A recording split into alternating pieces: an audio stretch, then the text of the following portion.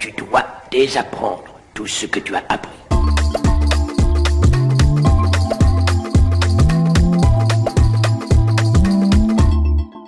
Bonjour les amis, alors aujourd'hui on va parler d'une photo qui a fait polémique il n'y a pas longtemps, puisque c'est une photo que j'ai réalisée moi-même et que j'ai publiée sur Instagram et Facebook, et donc j'ai eu pas mal de commentaires, et je me suis dit que bon, il était temps que j'en parle un petit peu, et donc que je l'explique, puisque visiblement elle a été mal comprise par certains d'entre vous, donc allez, analyse d'image, explication d'image. Donc aujourd'hui, nous analysons ma photo qui s'appelle Phallocratie über alles.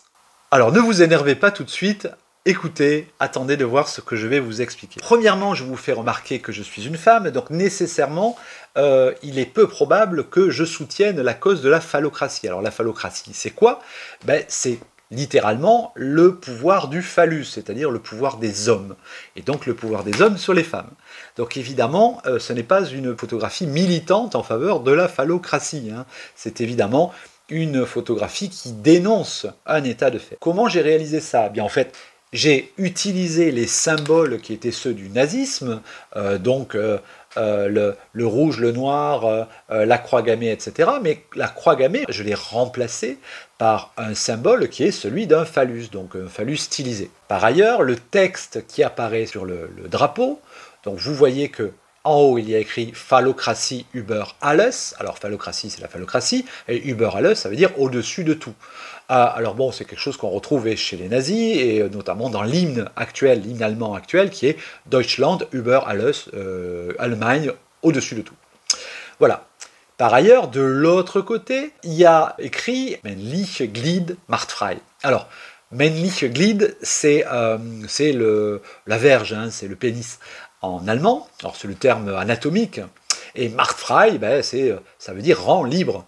Alors évidemment, vous saisissez l'allusion, hein, en haut du camp de concentration d'Auschwitz, il y avait marqué Arbeit macht frei, le travail rend libre. Il est évident que c'est aussi une dénonciation, et donc c'est de la caricature. C'est de la caricature de tous ceux qui peuvent prétendre, d'une manière ou d'une autre, que l'ascendance de genre, c'est-à-dire le fait que un groupe humain ayant un genre quel qu'il soit, est plus important qu'une autre. Donc c'est de la caricature de tous ceux qui peuvent penser qu'un genre a plus de qualité qu'un autre. Voilà. Par ailleurs, vous remarquez que le modèle présenté est une femme, elle aussi, qu'elle est habillée avec des éléments, donc une casquette en cuir, etc., des éléments qui sont ceux qu'on peut retrouver dans la caricature du nazisme, qu'on peut retrouver dans des films comme Portier de nuit, par exemple, avec Charlotte Rampling. Charlotte Rampling qui porte, elle aussi, une casquette en cuir. Par ailleurs, notre symbole phallique, c'est le pistolet que tient le mannequin dans sa main gauche. Qu'est-ce que j'y dénonce? J'y dénonce une chose très simple, qui est le fait que le système phallocrate, le système qui empêche une véritable égalité entre hommes et femmes dans nos civilisations, il est non seulement le fruit des hommes qui maintiennent ce système-là, mais aussi celui des femmes qui l'acceptent, soit qui l'acceptent passivement, en ne disant rien, soit qui l'acceptent activement, en le défendant. Vous avez sans doute vu, vous vous rappelez sans doute de l'époque de la manif pour tous, l'époque où tous les réactionnaires chrétiens étaient dans la rue contre le mariage homosexuel en France, la légalisation du mariage homosexuel en France, et que vous écoutiez la voix des petites bourgeoises du 16e arrondissement avec le carré Hermès autour du cou, qu'est-ce qu'elle disait? Elle disait, non, la nature, elle est faite comme ça, les hommes, ils sont au-dessus, on doit se marier entre personnes de sexe différent, tout ce genre de choses. Donc c'est une critique, les amis, c'est une critique. Et pourquoi je vous parle de cette photo?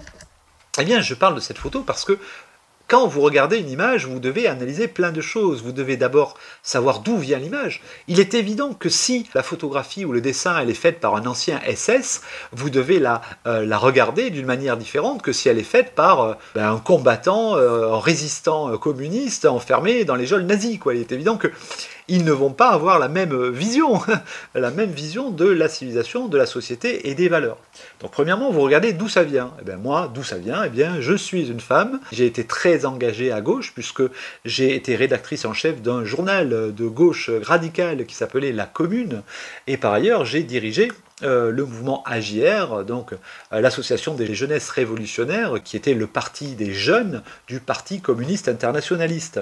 Et donc, ben voilà, je suis extrêmement ancré à gauche et très très à gauche, donc il est évident que je ne peux avoir aucune accointance ni aucune amitié par rapport à l'extrême droite, hein, et particulièrement au fascisme et au nazisme. Donc c'est évidemment une caricature, un clin d'œil et en fait un message de protestation. Deuxième chose que vous devez faire, c'est analyser l'image. Alors comment j'ai fait cette image? C'est très simple, il y a deux flashs équipés de bols réflecteurs zoom avec des gélatines rouges qui éclairent le mur situé derrière le drapeau. Le drapeau est ensuite accroché au plafond de manière à pendre. Alors le drapeau faisait 4,50 m de longueur.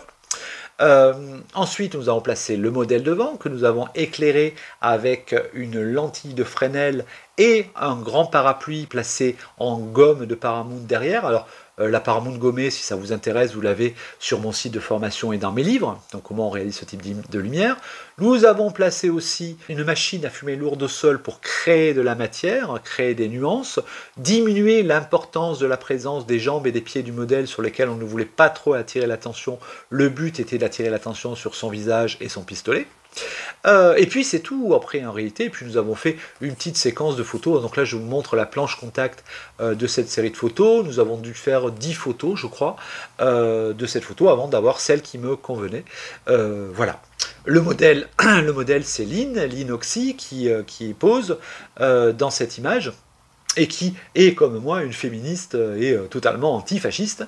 Donc voilà, nous sommes parfaitement d'accord là-dessus. Il n'y a évidemment aucune promotion ni du nazisme évidemment, ni du Troisième Reich, ni de quoi que ce soit de cette nature-là. Nous sommes au contraire en lutte perpétuelle contre le retour, puisque vous savez que la période actuelle est un petit peu compliquée du point de vue politique, contre le retour de la bête immonde, quelle que soit sa forme, hein, qu'elle soit immonde avec des chemises brunes ou immonde avec des cheveux blonds et un petit chat dans les bras. Hein. Voilà, vous voyez à qui je pense. Voilà, apprenez à lire les photos et vous verrez que certaines photos qui auraient pu vous choquer, au contraire, vont sans doute peut-être aller dans votre sens et penser le monde de la même manière que vous. En attendant, abonnez-vous, likez, commentez, n'hésitez pas à donner votre avis. Si ce genre de petites analyses vous intéresse de mes photos, j'en referai d'autres. Peut-être plus approfondies, dites-moi si vous aimeriez que ça soit plus approfondi. Mais là, sur cette photo, j'ai pas grand-chose à dire. Hein. Le thème, il est extrêmement simple. La critique, elle est effectivement un peu facile, mais elle est simple aussi. Et puis l'éclairage, c'est un éclairage entre points tout simple. Voilà les amis, on se retrouve bientôt pour une prochaine vidéo. En attendant, soyez heureux, créez des photos. Ciao!